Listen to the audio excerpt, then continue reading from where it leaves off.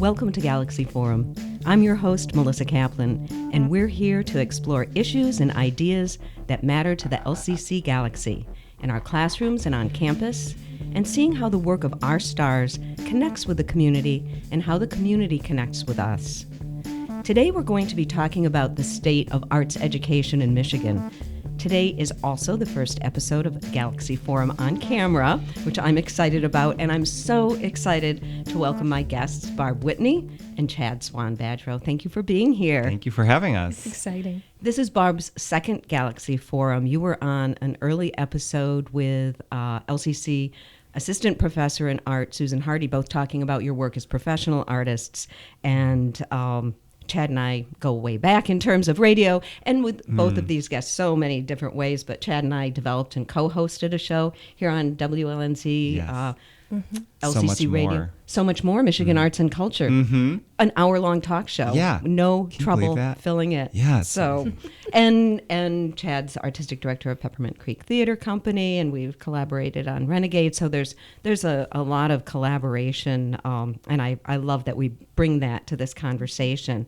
But you two each represent statewide arts organizations, and so it's with those perspectives that we're going to focus our conversation today on arts education in Michigan. Barb is the Engagement and Fund Development Strategist for MIA, the Michigan Arts Education Instruction and Assessment Project. And Chad is the Arts Education Program Manager with the Michigan Arts and Culture Council. So let's start with a quick overview of your roles and the roles of your organizations. I know that's actually kind of big, but I think that'd give our listeners a good sense of where you work and what those organizations serve. Great. I'll start. I, as you said, I work for the Michigan Arts and Culture Council, and I've been with the council now for 10 years. And, you know, in a nutshell, we are the State Arts Council. Every state has a State Arts Council. MACC is Michigan's, and we receive funding from two pots, one line item from in the budget, as well as a small portion from the National Endowment for the Arts. And with that pot of money, we basically grant out funds to organizations across the whole state that are doing arts and culture programming. And I specifically oversee programs for a variety of individuals, but particularly K through 12 schools as well. So for schools that are doing some type of arts and culture project, we also have two other grant programs for them. For arts-related field trips and for schools that want to purchase arts-related equipment for the classroom. So, you know, when I came on at the council, there was no program devoted to schools and funding schools. So I feel so fortunate to have built that program since I've arrived, and over the last 10 years really learned a lot about where schools are at as far as their support for arts programming in the schools and what teachers need, which I think is an ongoing sort of quest to support schools. So that's what I do. It's wonderful that you were able to build that program, and that need was recognized by the Arts Council and the resources devoted to that. Yeah, we're really fortunate to have both, when I started, an executive director, John Bracey, as well as our current director, Allison Watson, who really believe not only in the arts broadly, but also that arts education is like where we start people to then become adults who then are going to produce arts programming at various organizations and believe that they could have a career in the arts, or just how the arts can transform a community. So, and that that K through 12 education and arts education is where that begins. Wonderful. Barb, tell us about MIA and your work there. I know you've worked there before this current position, which is really exciting. So you have a long history with them. Yes, MIA is a wonderful project. They're part of the Michigan Assessment Consortium. And we also just celebrated a 10-year anniversary for MIA at 10. And the work is around assessment and instruction. It was founded with support from the Department of Education, and also annual support from the Michigan Arts and Culture Council, which helps make the work possible. Some of what Chad and I do when we work with one another is collaborate with other statewide agencies. So part of my work with MIA has been supporting our partners in the efforts, like Clara Martinez from the Michigan Dance Council, or Shannon Hibbert from the Michigan Music Education Association, or some of our other colleagues who are doing really excellent work in visual arts, theater, dance, and it's just an incredible opportunity to bring everyone together. Mm-hmm. And I really see, I'm jumping in, I shouldn't, but Jump. I really see Barb and the staff at Maya as the experts in, they're the ones that are really, I mean, we're a granting agency at the end of the day. So we're there to support programs that teachers and schools want to create.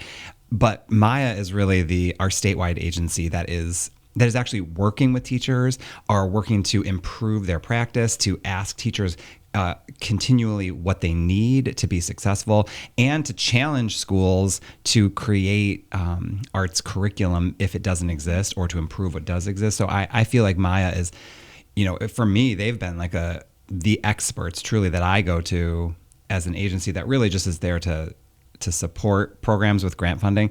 Maya is doing that on the groundwork every day. Thank you. And that on the ground work, can you talk, maybe give some specific examples? I'd love to hear a little bit about how that assessment work plays out within schools. And this is primarily K-12, correct? Yes. So both agencies are primarily K-12, because we will talk about community colleges as well in higher ed. Right. And one of the things that's different about the Michigan Assessment Consortium is that it was founded with an interest and a charge to support arts education, as well as all the other subjects. So when we think about a well-rounded education for kids, the arts are an integral component of that effort. And so some of what we saw during the pandemic was moving all the work virtual and expanding those efforts, receiving funding to keep our staff doing the great work, to support educators more directly as they were moving their work online, and fostering the kinds of connections for educators with their students that are really powerful. That's great. Hearing just an initial thought, and I, obviously work in the arts, so much, we hear quite often how the arts are under-resourced and underfunded and, falling behind in schools. And yet the work that you two are describing is very, it makes me feel like, boy, there's a lot more going on than maybe people are aware of. And what's your take on that? Well, I'll start by saying that, I have gone through in my career an interesting transition from being a classroom teacher at the start of my career, where I felt like my view of the work I did was so singular. It was on my classroom and maybe my school. But there were classrooms down the hallway that I was like, I don't know what you're doing down there. I'm just like so focused on the work I'm doing in my own classroom.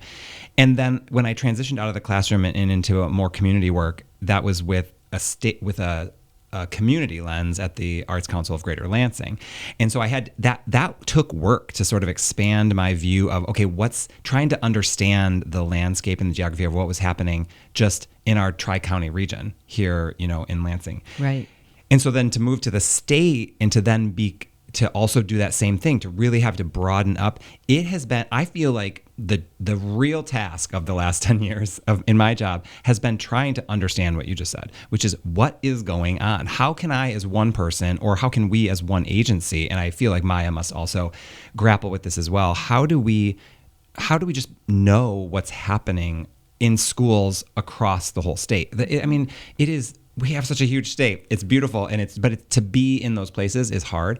So I think that it's been about, I know my work and my work in conjunction with Maya has been about how are we creating networks of just liaisons and fellows and ambassadors who can be also partner with us in this work, because there's just no way that Barb and I can be in Traverse City and can be in St. Joe and can be up in Marquette. And I know you've both talked about, Ted, you've talked about all the site visits that you have done over the years in, the farthest reaches of the corners of Which Michigan, is literally upper and the best lower. part, right? It's the best part, especially when you're in the arts. It's just to visit and see what schools are doing with grant funding is so amazing. But that's where a lot of the work is just understanding what is being done, what communities exist, and to then try to grapple with, well, what's the data? So like, who's offering what? So I think the work that Maya's doing right now, specifically moving forward, I think the progress we've made in the last 10 years has really been, okay, understanding the field, both like I think metaphorically and physically, and then bringing the right people together to then create a structure for data to be collected so we can understand what do we need to advocate for moving forward. I mean, are there lots of dance curriculums across the state? Is theater really widely or not widely being offered? So I think that's something that Maya is really, really focusing on. I'm really excited about. Mm-hmm. We know that through the research, children do better in school, in work, and they're more civically engaged if they have exposure to the arts. So there's this concept that we measure what we value.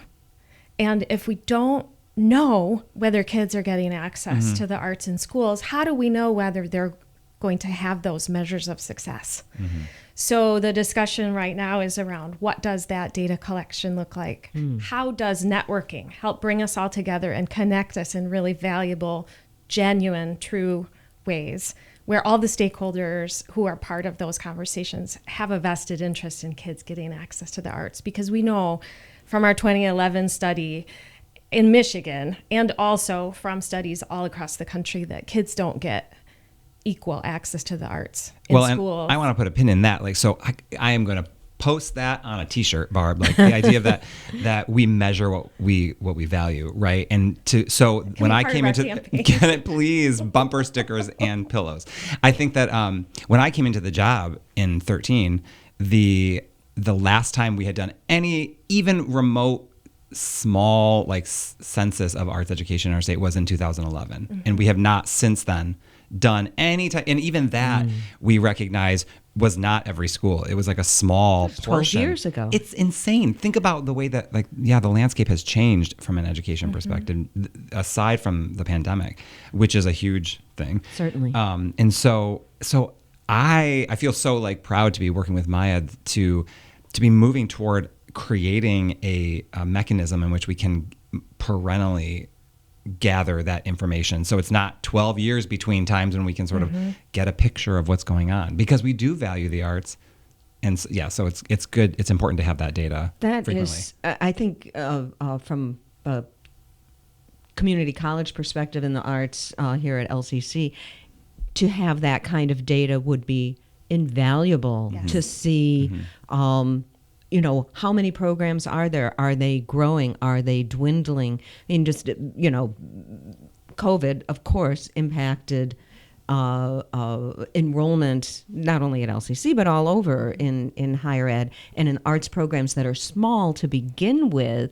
And particularly at community college, we're, I think, extremely fortunate to have the arts programs that we have here. But when, a lot of what is the career pathway, and a lot of effort and focus in colleges is in creating those pathways for students to graduate and go into a profession or a job, have a certificate, whether that's health careers or technical careers. Having that kind of data that shows there are students, there are programs, and so there are opportunities for those students to come here, and it's an important programming to continue. How do you two see what your agencies do, which is a K-12 focus, impacting and filtering to community colleges and higher ed? I'll take it. Barb. Yeah, do it. I think it's important to recognize that when we teach students English and we recognize the value of language arts, that is a way of communicating. And for students in schools, as part of a well-rounded education, the arts, all the art forms, offer different ways of students communicating with one another. And as they learn those skills and they have those attributes, then they have agency and they have voice. They have different ways of self-expression. And we know that students who are struggling, if they have other vehicles for telling their story, whether that's drawing or singing or dancing or theatrical tableaus with their colleagues in class, it's a different way of interacting with the world.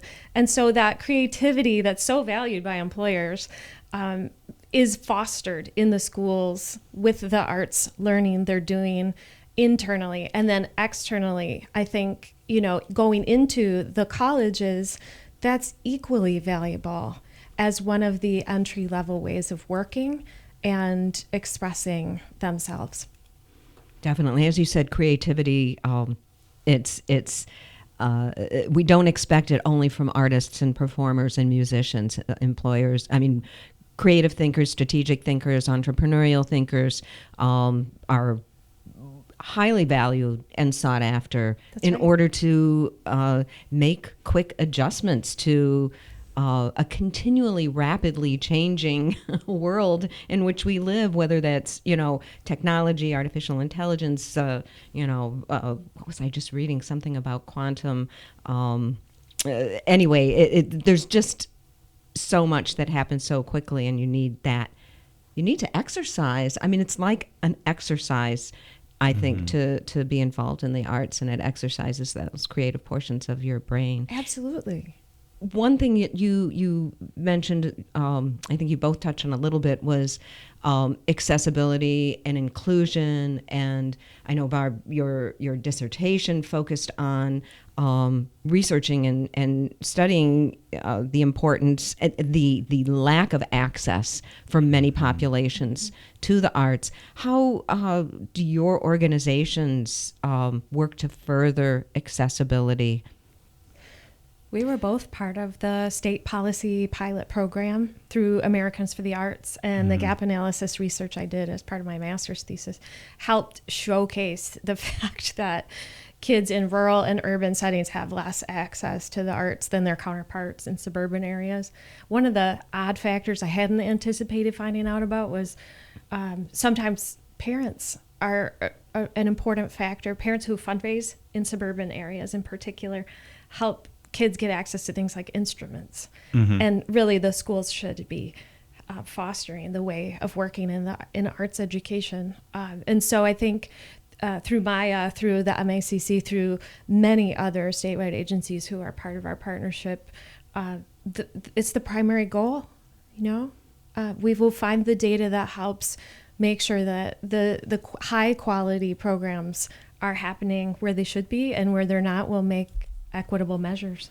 And what's exciting about Maya creating this platform where we can start to just get a picture across the state, we have found that as we discuss that platform, every person that works in any way with education, arts education, the colleges, community colleges included, have said, oh man, that could revolutionize, or that could really guide or inform our decisions about this. And it's different. It's going to be different for LCC about how knowing what is offered statewide from an arts education piece is going to impact your work versus ours at the Arts Council, which for us, ultimately we have, 6 direct grant programs that always at the end of the day is about supporting arts access in general, in every county throughout the state.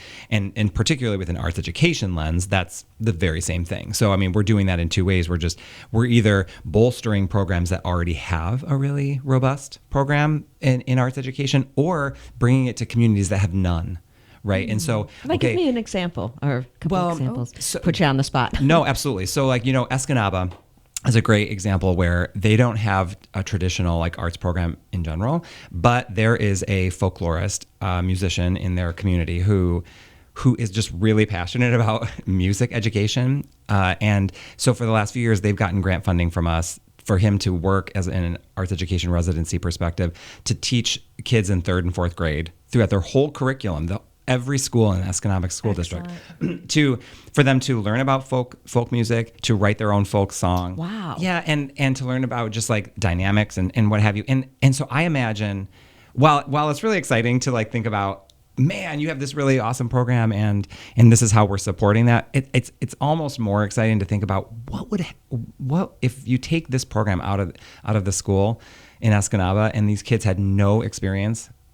What would that look like? Or more, I think more appropriately, what might think about the things, the paths that those students who have experienced folk music now might take. That, if they never would have been exposed to folk music before, I think, and we have just endless examples of that. I think of how grant funding just sort of can light these small fires in kids and in schools. So, yeah.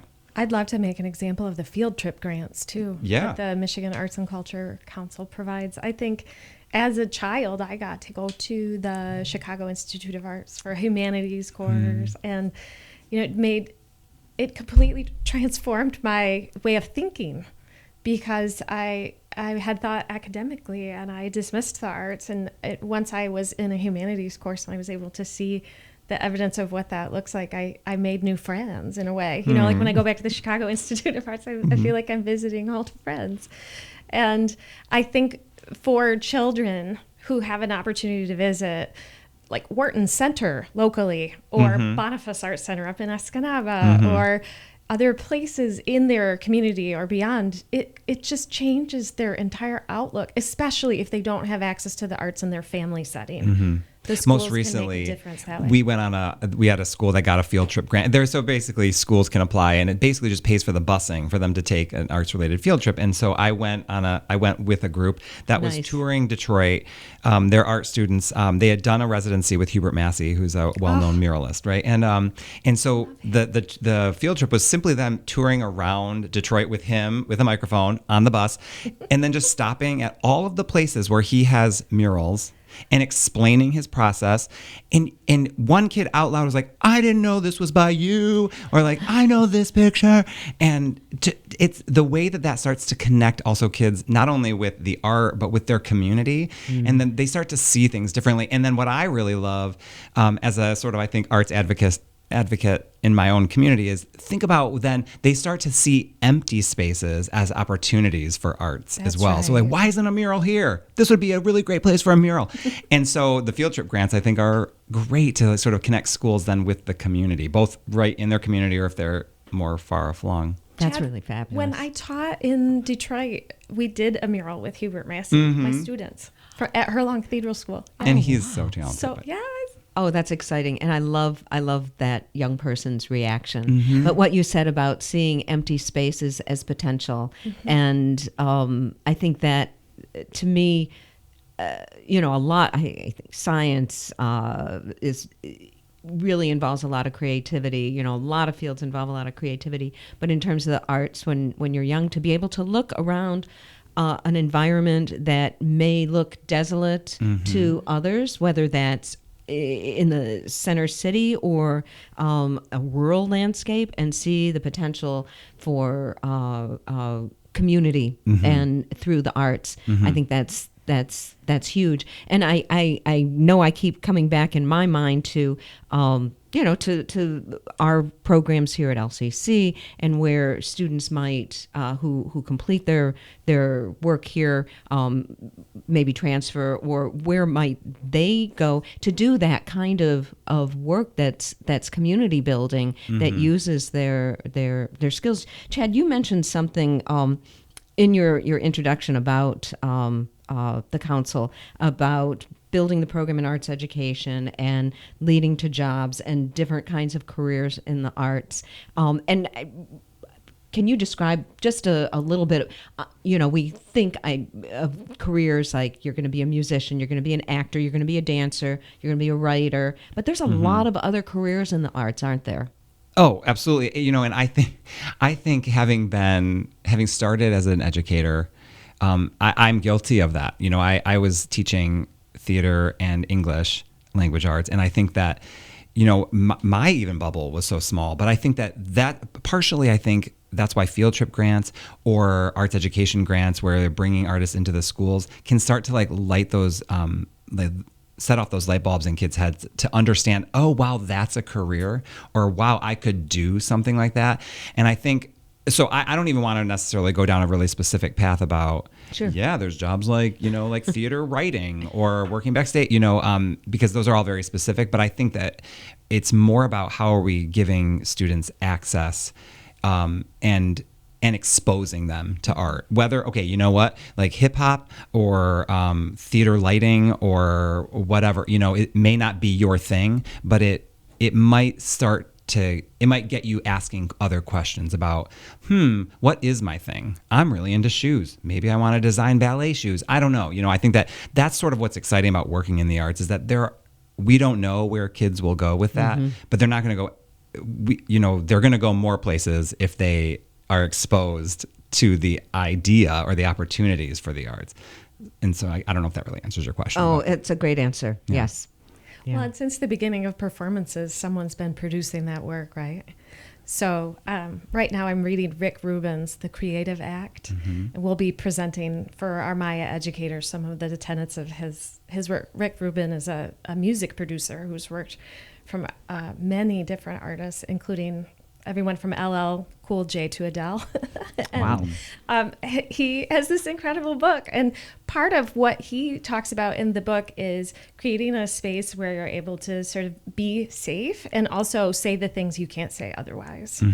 So it's about, the discipline of a creative act where you're establishing a practice and making, but also how are you giving yourself the leeway to sort of feel the flow and just make based on whatever's coming in for you at that moment. That's wonderful. We have just a couple more minutes, and I want to give you each a chance to share, something that's burning on your mind that you haven't had a chance to share yet, or some big vision for the future.